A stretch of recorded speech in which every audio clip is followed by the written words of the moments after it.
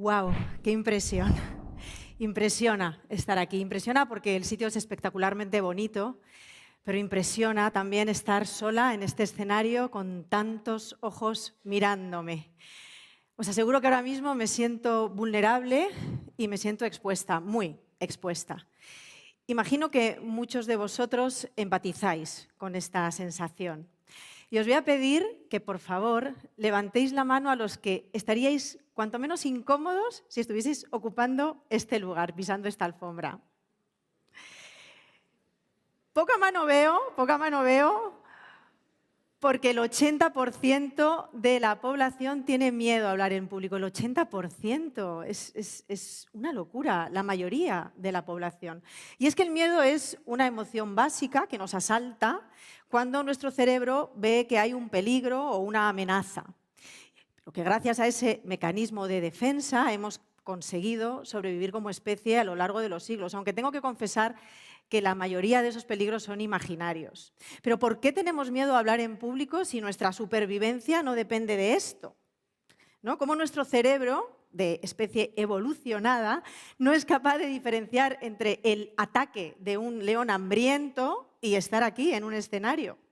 La respuesta es que existen muchos tipos de miedos.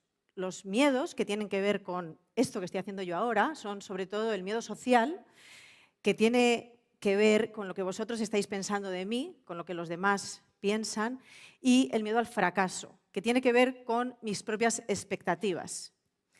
Y creedme si os digo que nuestro peor enemigo suele vivir entre nuestros dos oídos. Y doy fe de ello porque yo he sido mi peor enemiga durante muchos años. Yo fui una niña extremadamente tímida, tan tímida que prácticamente no me comunicaba. Hablaba con mi familia más allegada y con los amigos contados de una mano.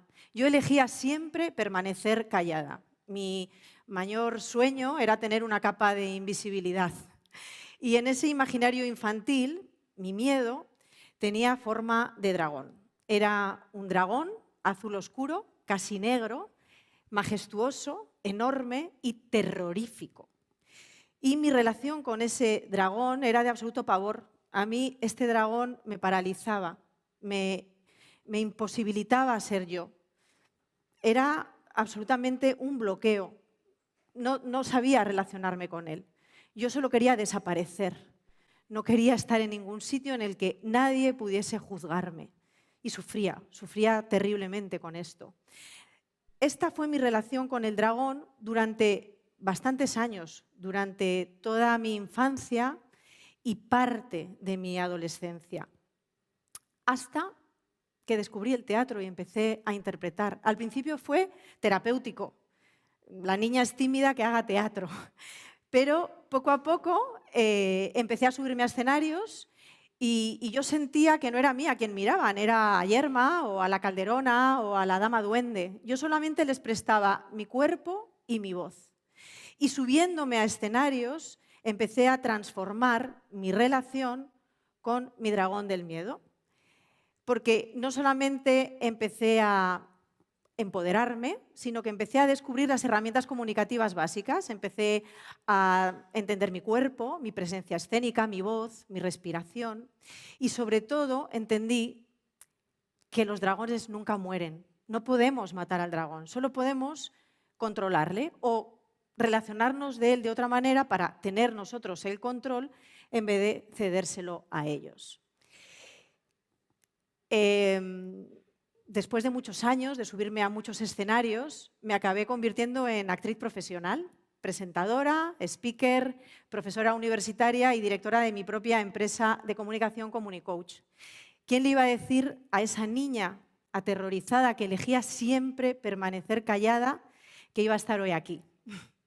Pero no tengo una fórmula, o sea, me encantaría daros como la receta, ¿no? De esta es la receta para vencer al dragón, porque no hay un dragón. Hay tantos dragones como personas.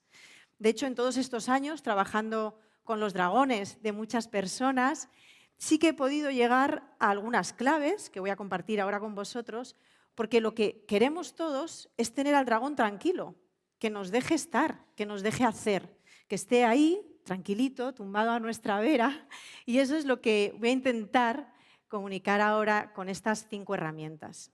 La primera clave es la respiración.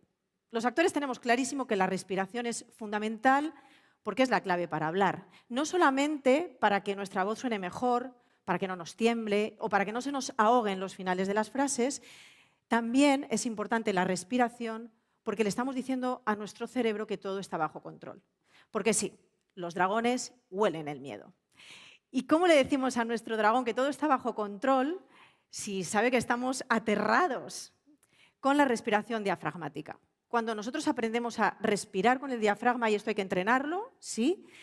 Y incorporamos la voz a esta respiración diafragmática, le estamos diciendo a nuestro cerebro que tenemos el control, que todo está bien, que por favor no active el sistema nervioso simpático, que es este que nos acelera, se nos sale el corazón por la boca, nos seca la boca, nos cierra el estómago, empezamos a soltar adrenalina y cortisol, todo muy simpático y no queremos esa simpatía.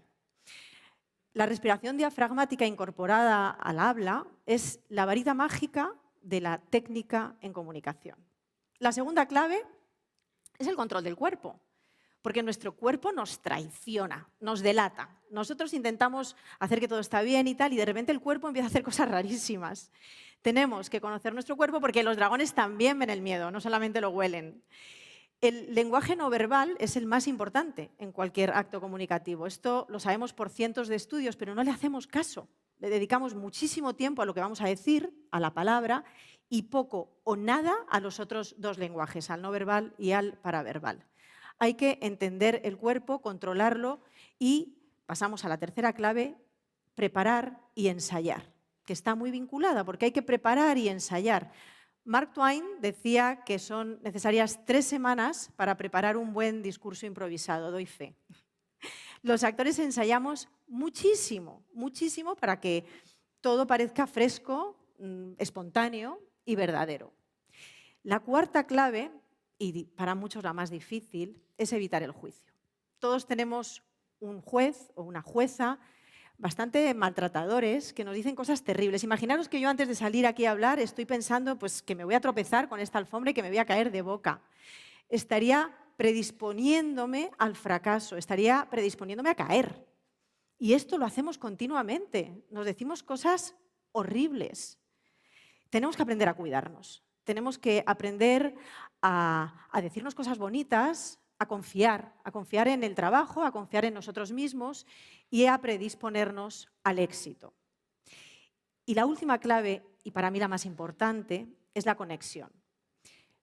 Pero la conexión en 2 direcciones. Primero tengo que conectar conmigo misma. Conectar conmigo misma es un trabajo que cada uno tiene que encontrar su camino, que puede ser respirar, meditar, repetir la primera frase que voy a decir cual mantra, darme 5 vueltas corriendo a la manzana, lo que sea, menos maltratarme.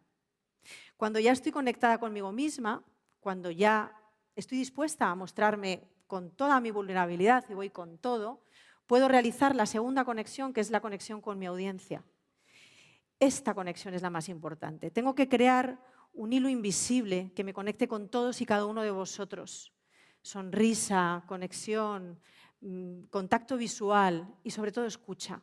Si yo entiendo que lo que estoy diciendo no os interesa, tengo que tener la capacidad de modificar mi mensaje, porque lo más importante está ahí y no aquí. Cuando entiendo esto, todo cambia, porque el éxito de un acto comunicativo reside en el interés de la audiencia. Yo soy un canal, nada más. Cuando vosotros sois los protagonistas y yo soy un mero secundario o una secundaria, me quito muchísima presión. Y es entonces cuando mi dragón merma, cuando yo tengo el control de la situación.